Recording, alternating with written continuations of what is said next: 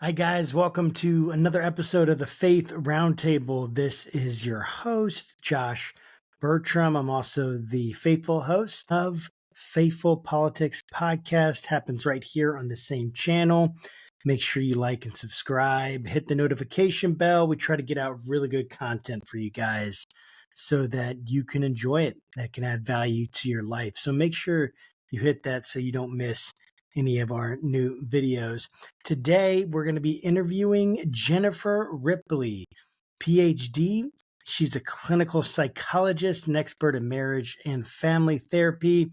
In this episode, we're going to dive into practical and faith-filled strategies for helping families navigate crises. Whether you're facing challenges in parenting, relationships, or navigating cultural pressures, this conversation gives you real tools to find hope and healing. So if you're passionate about growing stronger as a family, building a life grounded in faith, make sure again to check this video out, share it with someone who needs it. And without further ado, let's get into the good stuff.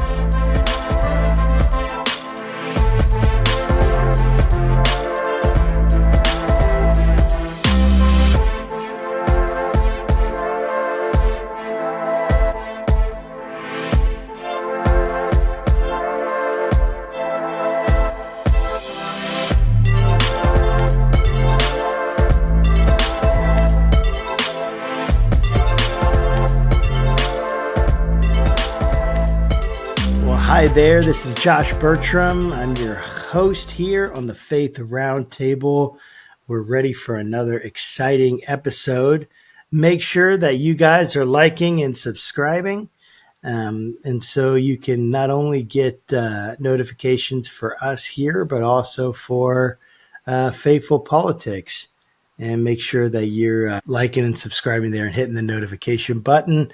We're excited today to have another really important conversation. And my guest today is Dr. Jennifer Ripley. She is a distinguished faculty member at Regent University with expertise in clinical psychology, particularly in marital and family therapy.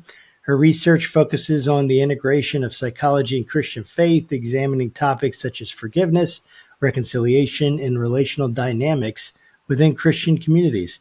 She's published widely, sharing insights into how faith intersects with psychological healing and growth. Dr. Ripley is dedicated to training the next generation of clinicians who can apply both psychological science and Christian principles in therapeutic contexts. And we're super excited to have her on the program today to talk about a book that she has been a contributing author and editor to ministering to families in crisis through IVP. And so it's so great to have you, Jennifer. Thanks so much for jumping on the program today with us. Thank you, Josh. I'm really thrilled to be able to be a part of it. Yeah, so tell us a little bit about, maybe even a little bit about yourself and your work. I know I gave a little bio there, but what makes Jennifer, Dr. Ripley tick? And why did you get into this field, and help us understand why you were writing a book about families in crisis? Absolutely. Well, I started really being interested in the topic early in my career in graduate school and thought that studying forgiveness or families was going to be my area of research. And I was working with a mentor, Everett Worthington, who's a well-known Christian psychologist. And those were his two areas. So I was just blessed to be accepted into his program to be mentored by him. And when I was sitting down with him, I was newly married in my early 20s, and things weren't going that well. We both carried some baggage into the relationship, and we had been isolated. We had been working actually at a group home for a year before I started grad school. In our first year of marriage, it seemed like a good idea at the time, but looking back, I'm like, you're going to do a live-in job for your first year of marriage? Anyway, it started us out with some real pressures. So I thought I would really like to study marriage and family. I think this is a puzzle, and I'd like to try to figure out how to have a healthy marriage and family life. So that started me on a journey then in my 20s that I have been on now for 30 years and have enjoyed the twists and turns of both the research and the clinical work of helping couples and families to create healthy relationships. And that's where this book came about after many years deciding, hey, I got a lot of friends in the field who are experts in various aspects of family life. We should get our heads together and write something. So I love that. Well, and I'm so appreciative that you guys did that, because what a relevant topic for us right now. With all the different issues that the families have to face, it can be overwhelming to have a family right now in our culture. It kind of feels that way. It's expensive to have kids. It feels very expensive. It feels like, there's so many different expectations from all over cultural, whether that's your wider culture, the Christian subculture for many people. And sometimes, frankly, it's hard to really keep up. And it just kind of always feels like you're not hitting the mark. And at least that I can say that, like, for me and my family, whether it's like, oh, we let our kids watch too many screens, we don't spend enough time together as a couple, we're not setting good boundaries with our children. We should teach them, certain ideologies about what the school system or what it feels like the culture wants us to teach our kids to accept or be or do. And it's like, it feels like a lot of pressure. Yeah. How can families start to get through this maze of all this pressure and just kind of find their own identity and find their own, way in a world that sometimes feels friendly but often doesn't? It is a very challenging time to start and raise a family in our culture today. That's documented. There's plenty of research that shows that it is a particularly difficult time. Not so much maybe what our ancestors faced, they were facing famines and right, yeah, and things like that, right? They had different challenges, but today the cultural pressures, particularly if you want to raise a family in keeping with Christian values and Christian ideals, that you can end up really easily just confused about exactly how to do that. I think information is helpful. It's one of the reasons for the book, of course, is to try to go to experts in various areas of research and various areas of intervention and sit down and talk. And in some ways, this is our current modern way of having kind of a village of elders, right? So in ancient days, people had the elders that they would go to in the community, and they would sit down and say, hey, my son is a little wild. He goes off, shooting arrows at people in the wrong direction, whatever. And, people are getting angry with him. What do I do? And today it's, my son plays video games all the time, or my daughter's on social media, and then she comes complaining about how her body or, her ideas about what's good in the world. And I'm confused about what I should do about all this. And so, but the elders in our community don't know much about social media. The elders in our community, if you talk to your grandparents and people in their 80s, they don't know this. And it really makes it extra difficult for us all. Yes. Very true. It's like, and it's funny because I want to get into, definitely get into the content of the book, but you hit on something really crucial. And it's like this sense where the issues that my children are facing, although similar, are so different in many ways from the issues that I faced that my parents had to work through. And so it feels like there's this wisdom gap where it's like, I want to talk to my parents, but sometimes I'm not even sure if they understand the context well enough to really to bring in the kind of wisdom I need. And how Is that true? Are you finding that we're facing these kind of unique things? And how can we, I don't know, kind of bridge that gap a little bit, do you think? It is a challenge, I really think. I even think in terms of, I have a brother who's 15 years younger. So my children are young adults, but his children are preschool, early elementary school age. And Right. even just in that 15-year gap, my nieces and nephews' world is different than my own children's world, which was very different than my childhood. I was Generation X, right? We were the last of the group to be running through the streets, essentially, come home before Right. the lights turn on, and no one knew where you were, and you had to figure it out. And if there was a bully, you just had to figure out what to do about that, and there was not coordinated sports. I think maybe it might have existed, but nobody did it. So, and then my children were, we tried to protect them, but they were the first generation of internet. And so it was like, well, we better get them on it some, because this is the world they're living in now. And yet there was no guardrails. There were no ways to kind of control the middle of the night online activities and such. There's nothing, So now if you got young kids and you're listening to this, there are some guardrails, and there's some communities of people that are saying, hey, let's put some time limits on screen time. But then what do you do when everyone's sick, right? Like, what do you do if your family goes through a real crisis and you kind of need to all just mellow out for a little bit? And it seems like maybe 10 hours of TV is a good way to do it. And so truly, what is a family supposed to do with that? And I think that the community of science, even, child experts and psychologists and medical doctors are all trying to figure that out at the same time that the church and church leaders are trying to figure that out.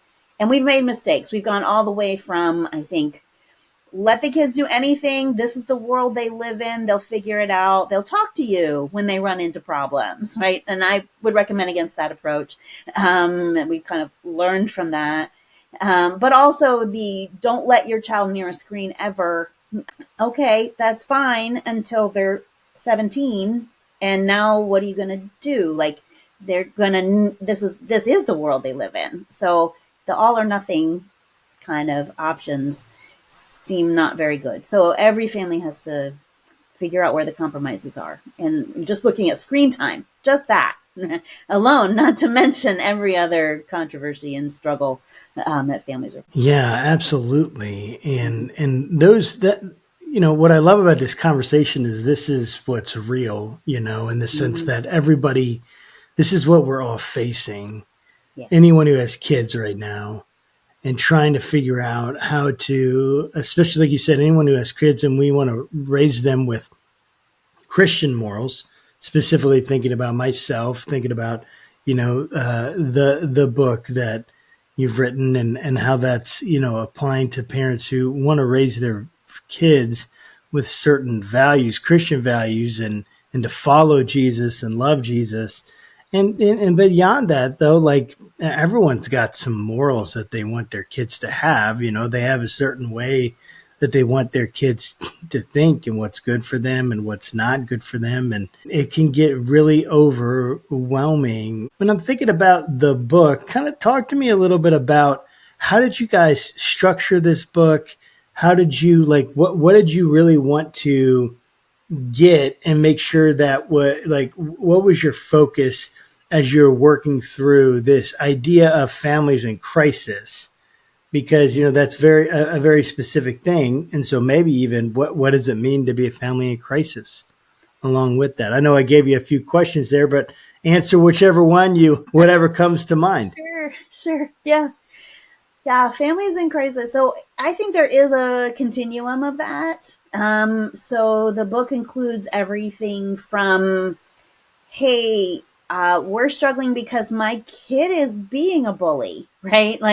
I'm trying to inculcate kindness as a value for my children, and they're involved in online, and suddenly they are acting in ways that are unkind. If that would be a small crisis, perhaps, but it is still something where you're like, if this continues in their life for, and they continue to develop this kind of social dominance behaviors and misbehaviors, this can really cause real problems in their life. And I don't want that as a family, for my family member, for my child, all the way to, we have a chapter on trauma that talks about attempted suicide. We have chapters on LGBT family members, things that people have a lot of controversy around, and then a lot of pain around things like trauma, end of life issues. So trying to kind of capture everything. And a lot of it's influenced by my experience as a family therapist, a couple and family therapist, and kind of thinking through like what things do people bring into the office when they are coming to see me. And it's everything from, we're trying to take care of mom, and do it really well. And how do we do that? What wisdoms can we draw from the faith? What wisdoms can we draw from psychological science, that sort of thing? All the way back to, hey, we're trying as a community to have a marriage ministry, and we want to do it well. And what are some of the advice on how to do a good marriage ministry in our community, right? As a church community, so that it would be effective and helpful to people. So that was kind of the choices that it was. I have to say it was a trio of us. We had 3 editors on this. So I was first editor on it, which meant that I did most of the editing work. Is really what that means in terms of like making sure the grammar. Although Diane Chandler, my co-editor, who's a theologian, she's a practical theologian that specializes in spiritual formation. She was a great editor for that. And then Jim Sells has wonderful connections and big ideas. And so I really appreciated my co-editors. We really could not have done it without the 3 of us together. So I love doing the book with them. And then we pulled in authors of people that we have known or known of who have areas that we really thought these are pain points in families' lives, and what they're trying to do, what they're looking for their kids, for their parents, for each other as a couple. So that's really how it all kind of came together as a group of chapters for it. Yeah, that's really cool. So when I'm thinking about the idea of a crisis, it feels a little taboo. I don't know if that's the right word, but it's like I don't necessarily want to say that my family's in crisis. Yeah. That feels like a really intense word, and yet it seems to be what's actually. How do people recognize when they're in a crisis and remove some of the taboo? Because it kind of sounds like it's not like, hey, there's just these certain families that have crises, and then there's other families that are great. It kind of feels like, hey, every family is going to hit these points that are crises, and this is how you navigate when you hit those. Maybe you won't hit all. Hopefully, you won't hit every single one of them, or maybe you might. But it seems like, hey, yeah, it's not really about a specific type of family, but more a specific type of situation. How do we work through what is a crisis? How do we know when we're in one? And kind of working through the taboo of, I don't want to admit that this is what's going on. Yeah. No, I think you're right that while the COVID era really reduced a lot of the stigma around family struggles, mental health, all of that, it still exists, I think. And it's even maybe creeping back in a little bit, that sense of like, we're all okay. We're all okay now. Everything's good, And I find if you just scratch the surface a little bit, like part of this book was written for people who are in a church community and want to minister to the people around them, whether you teach a Sunday school class or a small group, or you just care about the people around you. If you start to listen a little bit, you'll hear, oh, one of my kids has a disability. Maybe it's an invisible disability. They have mild autism, or they have ADHD or something like that, right? But that is very painful and very difficult for parents to try to navigate. Or my kid is, struggling with online gaming, right? Too much gaming is a big problem. Or as a couple, right? Their couples are coming in anxious and they're worried about their relationship and they're wanting to talk to their pastor, they're talking to a counselor, but they'll talk to their friends too, right? And you don't get through a decade of marriage, family, parenting, I don't think, without something coming up for people to have to navigate in the family. So how do you know you're in that? Everybody has a tell. I actually think it's really worthwhile for people to think about what's my tell. Like, I'll tell you my tell. My tell when I am not doing well is I get really tired every night at about 7:30. And I'll know I'm not okay. I love how specific that is. That's right. Like, I can hold it together and do all the things until dinner's done. And if I'm not okay, then I am just like, okay, I think I want to go to sleep now. It's 7:30. Like, I'm just overwhelmed. You're like, it's only 7:30. I'm so tired. Yeah. Maybe there's something wrong, right? Like, especially that's going on more than a week, of that, and I'm not physically ill. So feeling tired, feeling like withdrawing. A lot of people want to withdraw. So they normally would love to go out with friends on the weekend or do church activities or something. And they pull back and they're like, I don't really want to go to that meeting. I don't really want to go to that gathering. So that's for a lot of people. Other people look to numb out, maybe drink a little more than they normally would. Right. Watch a little more screens than they normally would, or gaming a little more than normal, things like that help people just distract. So most people use avoidance to deal with pain.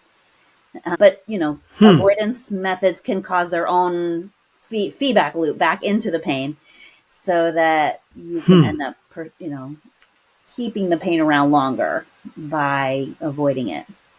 So I think that's something to watch out for as a member of a family. And even, I don't know about you, but if you talk to people who go through tough things, a lot of times it's like, oh yeah, this really tough thing happened and we're not talking about it.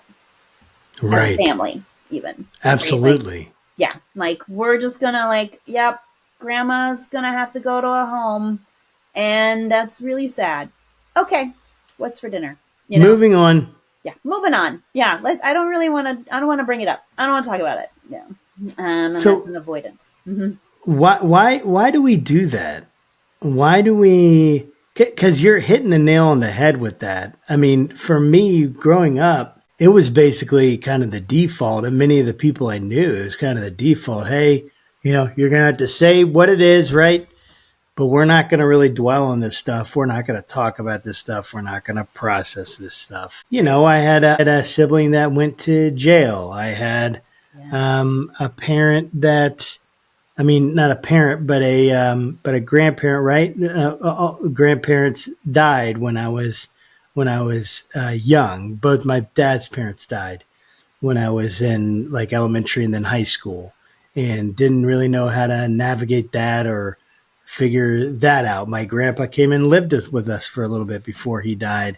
We didn't really know. It was just as a kid, hey, here comes grandpa. He's here now. And why do we do that? And how do we kind of improve on actually talking about some of those things? Yeah. One is to just be kind to ourselves and each other about that. The same thing happens if you have a big gash on your leg, right? You're not going to get in there and massage it.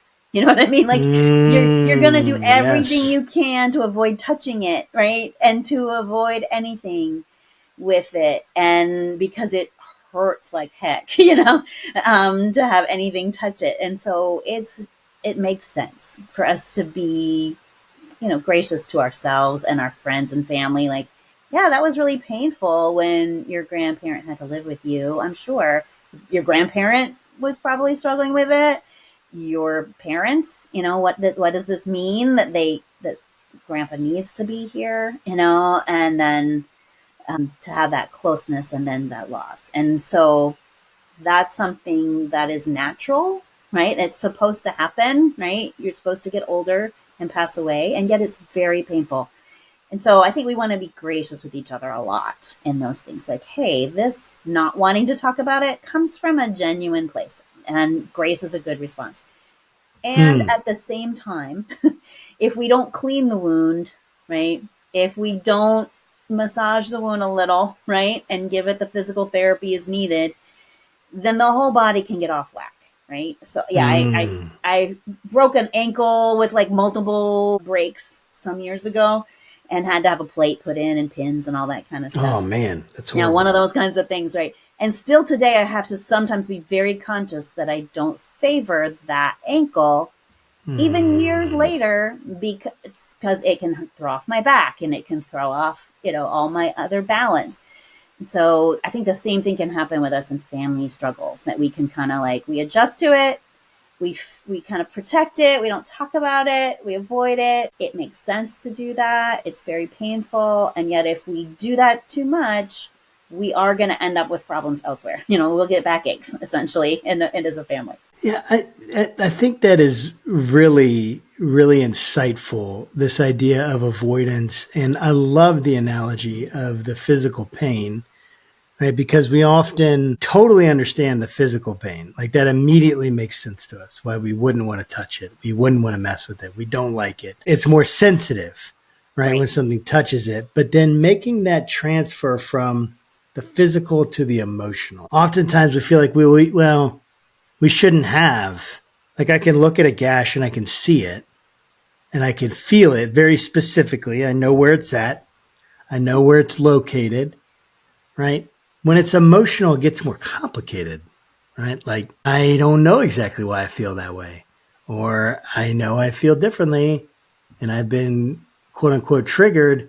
And now I don't know why when you said, I don't know why when you said, hey, the dishes are dirty, we got to clean up, that I freaked out and got angry and felt like you were judging and criticizing me. How do we start to work through localizing some of that pain? And then we'll just start there. How do we get through localizing it and figuring it out that this is a wound? And what kind of wound is it? Yeah. I think those are great questions. So starting with curiosity is a really good place to start. Like, why did I get so upset at that event or activity, that sort of thing? And even as a family, right? If you're thinking as a family, why did I get upset, but this other person walked away and this other person in the family, said some smart aleck remark, and, like different people experience the same thing, whether that's grandpa moving in or whether that's a fight over the dishes or whatever has happened. Curiosity is a good place to start. Where did this come from? What's the history of this? What does it mean? And you even hinted at that. Like a really common one is, hey, I feel like I'm being criticized, I'm being put down, that I'm not valuable. Am I going to be valued here? Is this family going to turn on me and not allow me to be me? Am I allowed to even have a bad day? Right? Like, I'm having a bad day. Yeah. I really don't want to do, I usually do the dishes, but I don't want to do the dishes today. Like just, it's been a real bad day, and are people going to care about that? Are they going to pick up on it and care about it? I think one of the things that families are needing to learn and struggle to learn is to figure out, how can I say that in a way that other people can pick up? Because we all are just living our lives, and sometimes we get a little blinded, right? And sometimes we're just kind of like, it's time to do the dishes. Josh always does the dishes. Wait a minute. It's 8:30 and they're not done. Food in the sink. Yeah. With all the dishes. Yeah. And it can very easily turn into like, Josh, why didn't you do the dishes? What's wrong? And Josh is just going, I haven't told you yet what happened to me at work. And there may be a history on that too, right? Like, hey, people devalued me at work. Somebody said something unkind to me in our social circle, and it's just a little too much, like it's 7:30 and I'm tired and I don't want to do anything. Leave me alone. Yes. Yeah. Mm-hmm. And that can happen to all of us. And so that clear, direct conversation is really the goal you want to point towards. It's just saying, hey, I'm really tired and I'm sorry I didn't do the dishes. I know that's my job tonight. Yeah. Would you like to hear why? But it's really hard. It's a really hard thing to do. I'm a marriage therapist, and I still will say, like, what are you talking about? I always do what's wrong with you, Yes. So I'll still snap back and, I'm trying to defend that wound, right? Like, don't get near that wound. That wound hurts. Don't you touch that emotional wound, leave me alone. Yeah. Yes. And do the fight back. And that's how we humans are. We respond like babies sometimes, right? Even babies, they will cry when they're hurting, right? Right. And then the next defense that we learn is to get angry and hit. Right. That's what toddlers do, right? They will hit. Young toddlers even will hit in response to their sibling or another child or somebody trying to hurt them. Right? And that's our basic response as humans. So we have to figure out how to have a conversation about it as adults. I think that's very insightful, because if we can just get in touch with our inner baby, as weird as that sounds, right?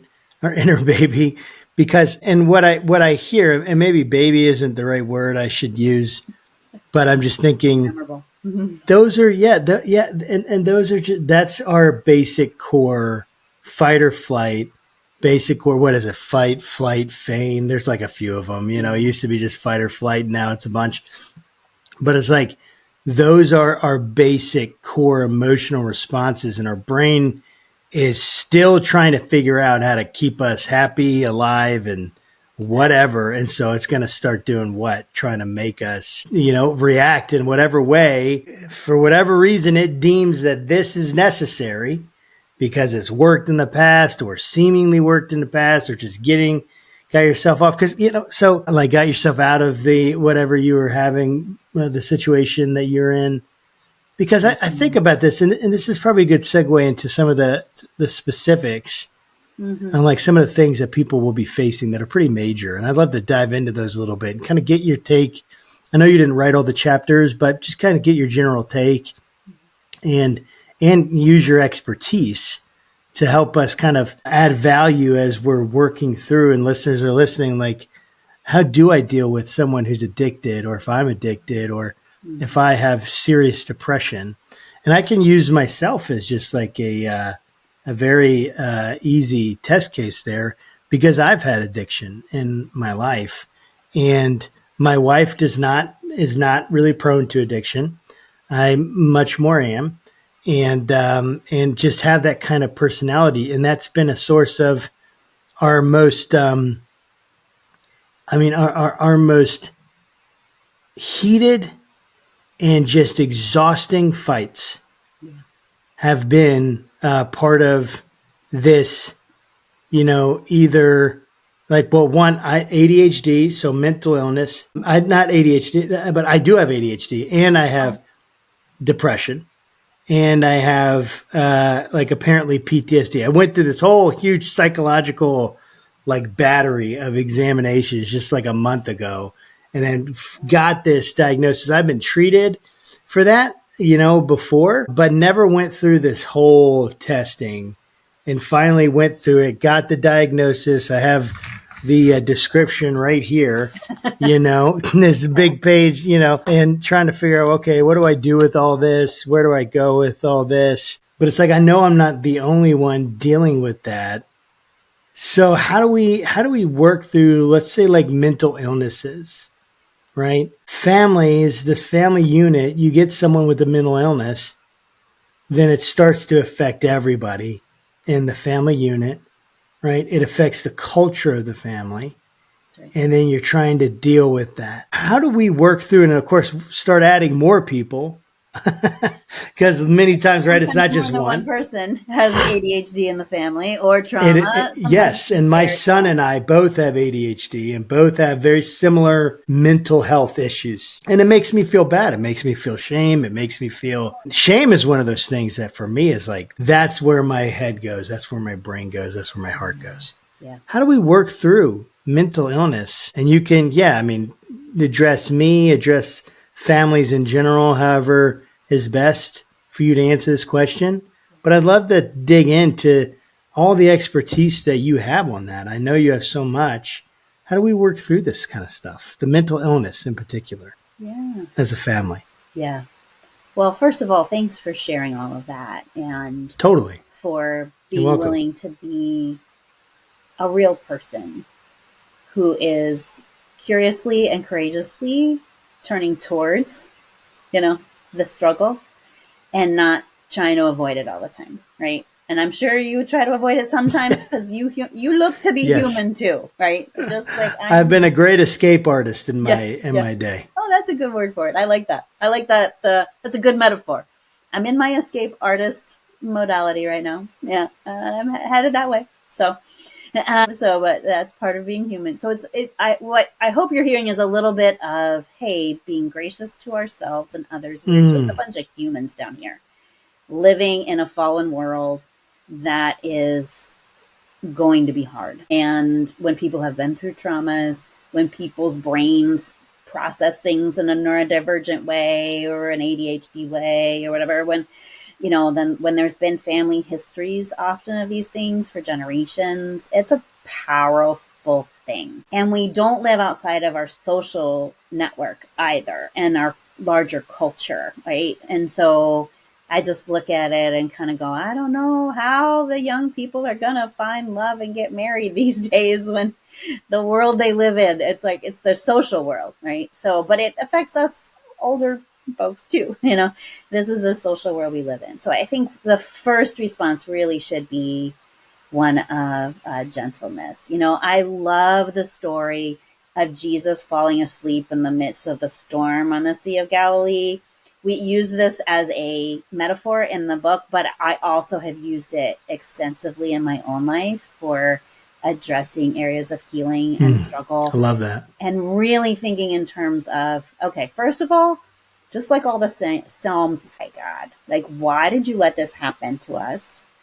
How long are we going to live in this stormy world? And when you're in the middle of a crisis or even just a high stress time, that is the first response that I have and that we as humans have is, how long? How long is this going to last? When is this storm going to be over? And Jesus, why are you sleeping in the bottom of the boat? Right? Like, and I, just say that kind of stuff very honestly, because yes. I know that's how we feel. Like, why have you not just come and fixed this? Right? Like, we are struggling with these traumatic things, with this mental illness, with depression, whatever, and you let us stay here. And I'll just kind of say it, and then I think my experience has been that there is a wake up, right? And that Jesus wakes up and calms the sea. He doesn't take all the storms out of the world and make them no more storms ever, right? He doesn't make the world a sinless, unfallen world yet, but he does calm the sea. And he does turn, I think, with a very loving eye towards the people in the boat and has the compassion towards them for the pain and the struggle that they're in. And I think that actually really is an early step, that the church has a part to play in that. Now, I'm a psychologist, and there's all kinds of good psychological things that can happen in a psychologist's office, right? So this is my profession, and cognitive behavioral therapy and cognitive processing therapy, particularly love that stuff for trauma treatment.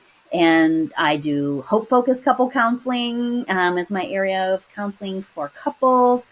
So there are processes and techniques and conversations that can really bring healing in a psychological office. But as a psychologist, there are things I cannot do that a community in a church can do. And that is something that I have really been focused on in this book and in my work generally lately is, hey, the people that come alongside who care about you, who love you, who pray for you, who don't come with judgment, but who say, hey, Josh, tell me more about this psychological testing you had done and how you feeling about it. I'm your brother, and I also have struggled with mental health, right? Or I have also struggled with something in my family, my parents, things like that.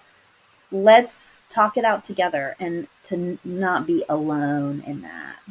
It's really powerful in a way that therapy really kind of can't be, And so I think if you can put the two together in a way that's healthy, you can really end up creating the best possibilities for people's lives. And I often will say too, like, never underestimate the power of a good casserole too, right? So, Yes. yeah, like you just don't forget when I cracked my ankle, two friends just brought food over, and like I heard you hurt your ankle. I have chicken noodle soup for you. Like I will love them. The Teagles brought those. I will just love the Teagles forever because they Yes. showed up in the middle of my worst time when I was on, Percocet, which makes me nauseous and all this stuff. Yes. I didn't Yes. even want, I hated it. And they showed up in my most dark times. And they weren't my medical doctor, right? They weren't there to do the surgery. They weren't there to do the physical therapy afterwards. They just brought me soup and sat with me for a little bit. And it was beautiful. I'll never forget it. So I think that there's a way to think through, how do you deal with this as a family? How do you struggle as a family? One is to not be alone, get your psychologist, right? Maybe your medical doctor too, Yeah. involved, and then also get a church family involved and let them in a little. Find the safe people in that church community to let in. And I think that is such gold. Because if I'm thinking about this, right, so my general impression, and I don't have necessarily a lot of data to back this up, just from the things that I've heard, and certainly open to this being like not the case. But yeah, I mean, but like the church, right, it was like this place where people went for everything. They went to their pastors for marriage counseling. Maybe their pastor was good, maybe he wasn't. Right? Maybe then for more often than not, whether he was good or not, and I don't mean good hearted, good intentioned, wanting to help, but I mean is trained and understanding the nuances of some of this stuff. And and theology is so powerful. Yeah. It's such a powerful drive in people's lives and still is. I absolutely, without a doubt, because I see people's core understandings of reality as theological and their core understandings of God as, because God and reality, that all of us have to face that. And our theology will drive us, our morals will drive us. And so one of the things, like, you have these pastors that are trying to help and they're just not trained to do so. And so they might apply this theology that then drives people into unhealthy or unhelpful activities and behaviors. And so now there's been this shift, right? People don't go to pastors as much. They go to psychiatrists and counselors, which I think is a good thing. And yeah, making sure that we have that understanding of who are the people in our lives, like what's the village I have around me, Right. and then what is this group of people, what are their specific roles in helping me actually heal, right? Because your friend is not going to be able to help you with your specific mental illness in a way that a counselor or psychologist or psychiatrist will. They can't prescribe you medicine, right? That's right. They're not trained in some of the more advanced, therapeutic techniques. They can't do that. But so often still, I find as a pastor, a lot of stigma attached to that. And what do you think? I mean, you've alluded to it, but and been talking about, not just alluded, but address some of these issues. But how does someone figure out this, their own kind of village and the specific kind of functions and roles that different people should have? How do we work through that? Yeah, I think you're asking a great question here. And I think that this is one of the questions when people are in high stress or traumatic or crises times, that it's very important to ask this question: is what is my village, right? Where are my resources, and how can I employ them, engage them? And so I think of it almost kind of like a triangle. In fact, we're working on something called the Church Cares Project with Jim Sells and I. And nice. We have this triangle theory that Jim created. And in that, the top of it is your professional care. So this would be your medical care, psychiatrists, psychologists, counselors, professional care. That is good for when things slip all the way over into diagnosable, and there's really a need for the treatment. This is not just a short-term stressor, but this is something that's turned into a depression, a substance abuse, something like that. So people need that. But at the same time, right, not everybody needs that for everything, right? And at the same time, people also need what we call the middle of the triangle. I'm sorry, we're still coming up with names for it. But this is your Celebrate Recovery groups, this or AA groups, right? This is Stephen's Ministries. A lot of churches have that, or support groups, or even like I'm a parent of a kid with some stuff, and there's some Facebook groups that I'm a part of, right?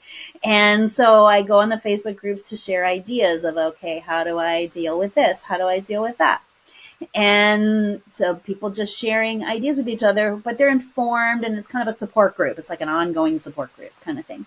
And then you go all the way, we call the bottom of it, and this is all people. This is everybody, because everybody goes through hard times. Everybody struggles, and this is your peer-to-peer friendship care, right? So your pastor is going to be at the top of that triangle because your pastor has specific training theologically. Right. And your pastor may also be in the middle of that, right? And once in a while, there's a person, just like everybody else. Sure. And they're just friend to friend. But that pastor can answer those theological questions. Why God? Why is this happening? How long? Right? Yes. What is going on that God is not just giving us healing? We've prayed for healing. We've prayed for resolution of this, and it is still going on. And that is a great question to bring your pastor, or your elders, your leaders of your church. Right. So I think thinking through those, who's at the top of my triangle, who's in the middle, and then who's in the bottom. And so in the bottom of my triangle in my own life is Kelly, right? So Kelly is a friend of mine. We actually went to church together at a previous church, and we don't go to the same church anymore, but we still get together. And Kelly is just a wise woman, and she's had life circumstances. We have some similar ones in life. And so we're able to sit down together. We pray together. We listen to each other. There's just a lot of listening. And because we don't go to church together, it's maybe 4 or 5 times a year that we get together. But I can tell you that bottom of the triangle, man, I couldn't do it without her. I just feel like things get stressful. She really gets me. I get her, and we'll just text a prayer to each other. And so I think thinking through that, okay, who's the professional care that I need, right? Do I need to go to the medical office and get help? Yes. Who's organized something like a support group, or I love that. Other parents, right, who are trying to get together, or even like reading a book, right, from an expert. I'm not going to know them, but I'm going to read a book about it, and it's going to inform me.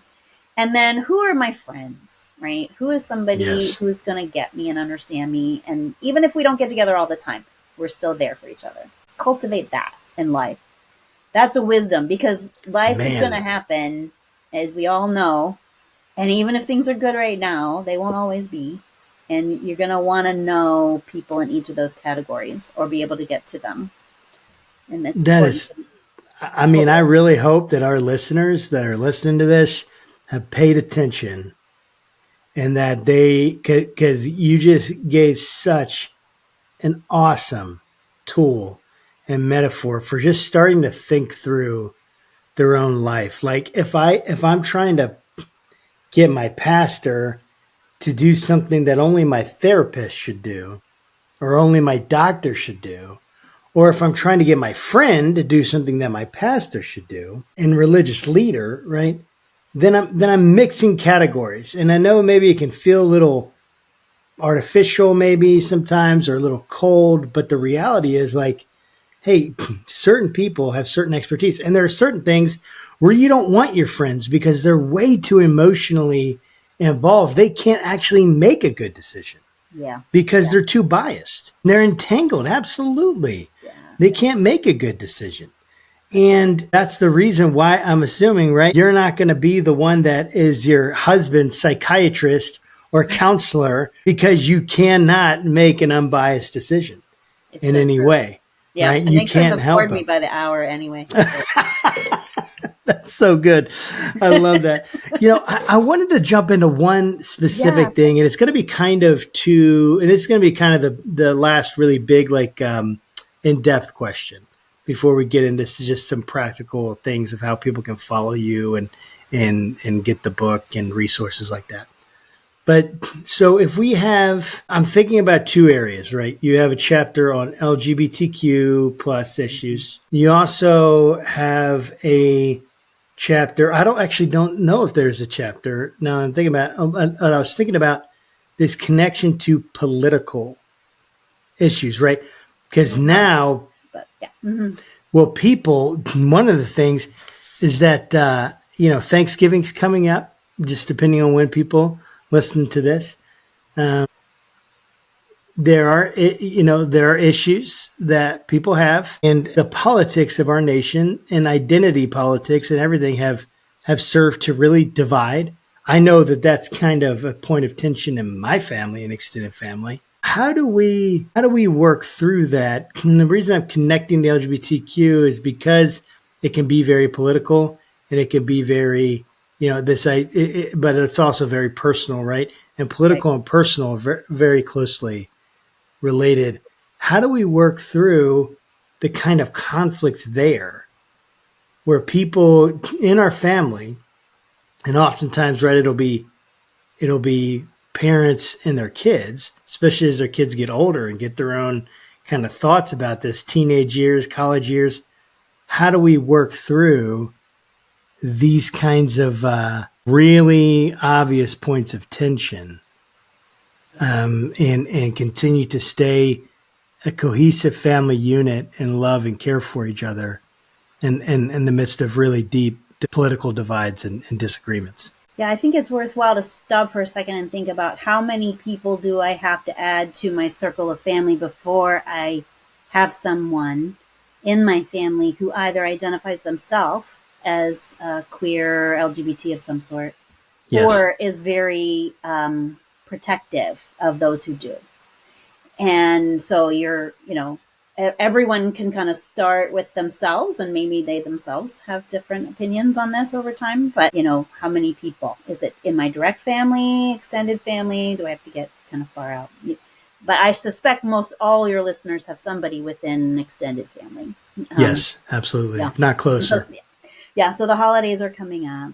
It's a difficult thing. So that's one of the reasons we actually do have two chapters on this topic in the book. One is written by Mark Yarhouse, and this one is about couples where one partner is identifying. And then we have one for parents. And so they walk through some very good concepts. But let me introduce one that actually comes from family systems theory and is discussed some in another chapter, but it's the concept of differentiation. So differentiation is the concept in family systems such that I am myself and I have a good, strong sense of self. I know who I am and I know what I believe and I know what my values are. And that's a good thing. If you're following after Jesus, hopefully that's something that's been developed through Jesus and through his work in your heart and the Holy Spirit. But people can have differences of opinion on this, even in their genuinely trying to follow Jesus about exactly what this would look like and how acceptable it is. And so differentiation says, then there is you. I am for you, but I am not you. So I don't need to be enmeshed with the idea that I am going to change you today, right? That I am responsible to change your opinions about this, that the Holy Spirit doesn't have a job here, right? Like, even if I believe that the person is terribly wrong on a political thing, on sexual Yes. ethics, you can expand those sexual ethics out to who you live with and Totally. who you Totally. sleep with and all that good stuff. Let's get real giant about this. You're going to find a lot of differences at a holiday table. And so, but I can be curious and I can care and I can love. And I think that concept actually is in keeping with our Christian values, that there is a sense of freedom for everyone to make choices, to follow the best they can, and to love across divides. And the only people that Jesus got really upset with was the religious leaders who were harming and oppressing their people. And that's unlikely in your family life. So differentiation is helpful. The other thing with differentiation that you can do is watch the anxiety in myself or in the other person. And just be really keen on being aware of it. So if someone's bringing up a topic about a political candidate, about a topic about sexual ethics, yes, where, as my anxiety hit the floodwater set, I'm underwater now. yes, Please survive, and that can really happen. So being able to help us to kind of notice the anxiety, to try to bring it back down again, to be confident, and this is who I am. This is what I believe. I don't need other people to agree with me, right? In order to be okay. And then notice the anxiety in the other person and being able to soothe the anxiety. Because when the anxiety is up here, you can't even have a conversation. But if you can get the anxiety down and just have curious conversations with questions like, what experiences have you had in life that have caused you to believe that? What kinds of people have you known that have changed the way you think about this over time? What concerns do you have about things in our society? And you can often find things in common with people on the other side, right? And people will care about autonomy. People will care about freedom. People will care about a chance to follow their conscience, right? Even if their conscience isn't the same as yours. And so you can find some things in common that can really help the conversation go better. And then I find just flat out saying, we may never agree on this, but I'm going to love you to my dying day, and I don't care about this as much as I care about you as a person. And I just need you to know that. And then follow it up with some actions. Particularly, I'm at a stage of life where I'm kind of the older lady.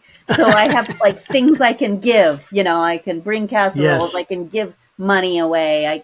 Whatever, I can do kind things to family members at this stage. If you're a teenager listening to this, or you're 25, it may be something different that you have to offer, but to offer people who are different than you something to show, I really do genuinely love you no matter what. Man, I think that is so good, because all of us, like, we're in this, and we're trying to live our lives, and we have such limited control, and we can't, and it is absolute crazy maker to try to figure out how to control other people.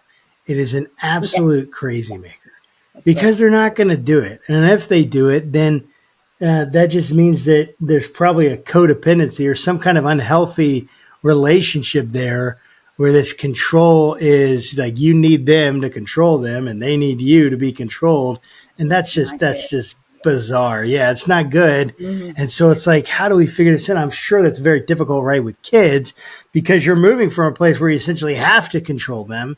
Right. When they're in their behavior, mm-hmm. right? Mm-hmm. 2, you got to let them go. And you got to let them make their own decisions. And I'm not there yet, but it's happening. My son is 11, and it's getting there. And I'm like, oh, man, I don't know if I'm ready for this with my daughters. And I have 2 daughters, and I have a son. And I actually am less worried about him than my daughters. Maybe that's the dad in me. I don't know, because I kind of feel like he just will, he'll be able to navigate. And I understand him. I think, better.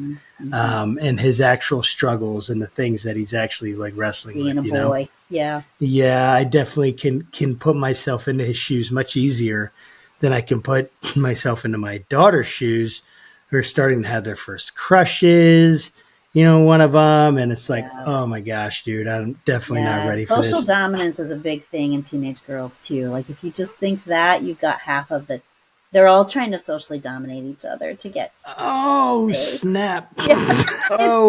It's just normal. But the boys do it. They just do it, and, they're going to be the best basketball player, right, or the best dressed or whatever. The girls are, the best dressed and the best hair and all those things. All of that. Little, comments, gossip. Yeah. So I'm just like preparing to navigate into this, and it's gonna be interesting. But man, this conversation has been so insightful. I really appreciate it. How can people follow your work? How can they follow your work? What is your next project? And really with the book, how can they get more involved in understanding the book and get it? I know you can get it on Amazon and all that, but is there any more beyond that in terms of like resourcing and stuff like that? Sure. So yeah, the book came out in October. So Ministering to Families in Crisis, found everywhere that books are sold. On the same day, I actually had another book come out. Wow. Hope, Positive Psychology, and Forgiveness, and Couple Therapy. So it was kind of a weird thing. I wasn't writing them at the same time, but they came out at the same day. Written. So that one's more for counselors.